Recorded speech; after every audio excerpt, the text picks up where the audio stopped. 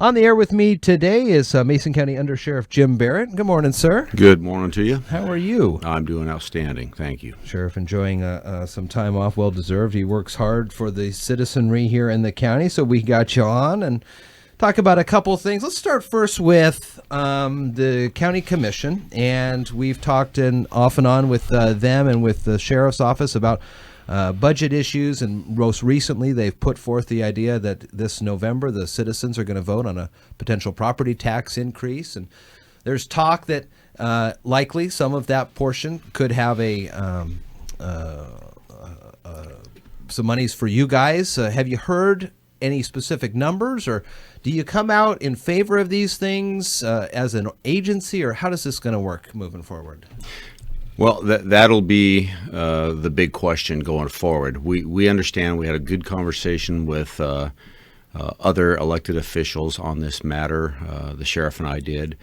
And I think that the sheriff and I and the command staff in this department stand on one thing. We have always been very, very strong advocates of public safety and criminal justice. I mean, that is probably one of the roots of the constant, battles over funding and strategies and goals and objectives.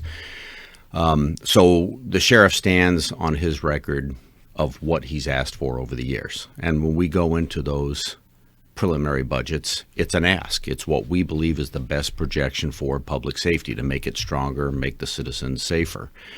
That being said, we're also realists, and we understand we're not always going to get what we ask for, and we have to work with what is authorized.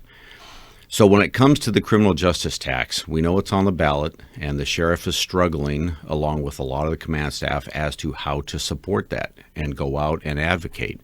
Our concern is simply this: the way the ballot measure is written, it allows the board, which is their right, to allocate those resources in any fashion they wish. And they've left that door open to say criminal justice and other. Criminal justice being law enforcement, the courts, indigent defense, all those things, probations, etc. Our concern is simply, without some kind of allocation methodology, that if in fact it's passed at whatever is yielded from the tax and the revenue, that X percent would go to the following entities. So we know that there's going to be some sustained funding from that. That's the hesitation we have right now until we can get that sorted out, and we're hoping to have conversations to try and get to that point. I just don't like the nebulous, well, let's just pass it and then wait and see what happens. We'll show you where the numbers go. And this is going to be on the November ballot coming up, so people are going to have to start thinking about this. Yes, sir. And that is our biggest thing, is where this impacts. Over the recession in the past 10 years, every office, electeds, departments, they had to cut just about every operational capacity as well as staffing right down to the bare minimums. That's what the recession actually did to every agency. So to ask for more cuts in operational areas, most agencies, most offices just don't have it. It's not there anymore. So it comes down to just staff. And our dilemma is staff is the most important thing we have. They are the ones that go out and respond 24/7. They're the ones that are taking care of the inmates in the jail and providing for them. And without that staff, you can only do so much, maintain so many hours of coverage with the adequate safety measures put in place. That's our big dilemma right now.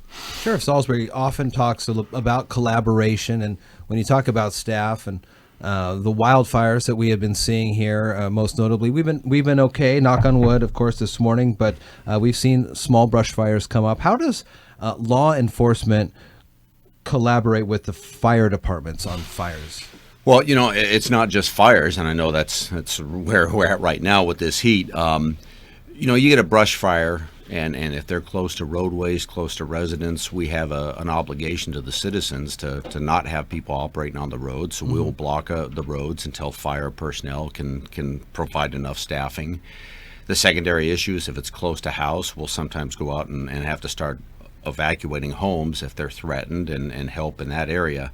So when we do that, we're out there, and that means they're not responding to radio calls right away. But, there's a great partnership with the fire departments here in this county and the fire chiefs. And, we're going to continue to do what we have to do for public safety. But there is that partnership in the hot weather. But I think it even goes farther than that. You know, we've all heard about the challenges of mental health, and you know, and a lot of these issues not are just law enforcement issues; they're public issues, and sometimes the fire department will go with somebody who is, you know, having an aid call or what appears to be an aid call, and we find out that it may or may not be necessarily a medical, but it might be a mental health crisis.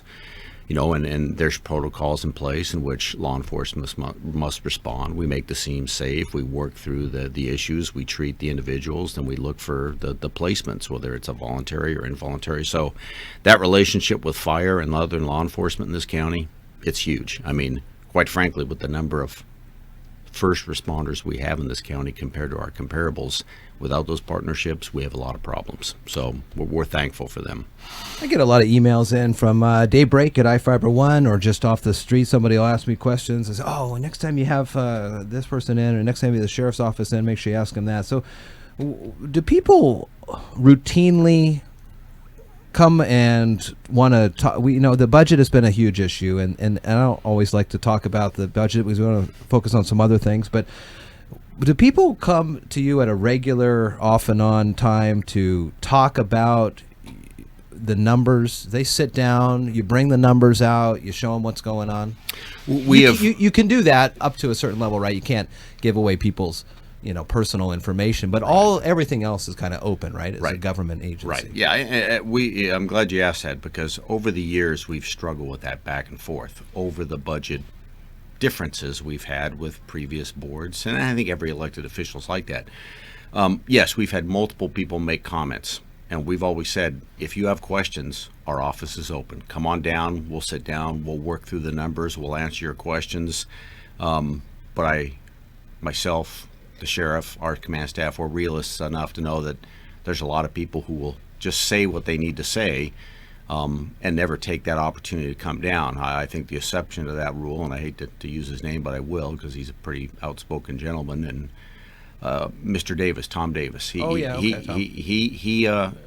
early in our time here at the sheriff's office, he questioned us, and he was honest, and he was straightforward and deliberate, and we invited him in, and he took us up on that opportunity, and he sat there, I think, for briefings for at least 6 to 8 hours one day, and educated himself, asked the hard questions. Didn't always agree with us, which was fine, but he educated himself, got the numbers, and I think he speaks well now about what is happening and where things are at. And you know, I really appreciated his comments the other day. Is, you know, you don't mess with things that are going well, and I think we're there. So yes, we have a lot of people who will send emails or blogs or social media, and we would invite people, if you have questions, you know, we ask.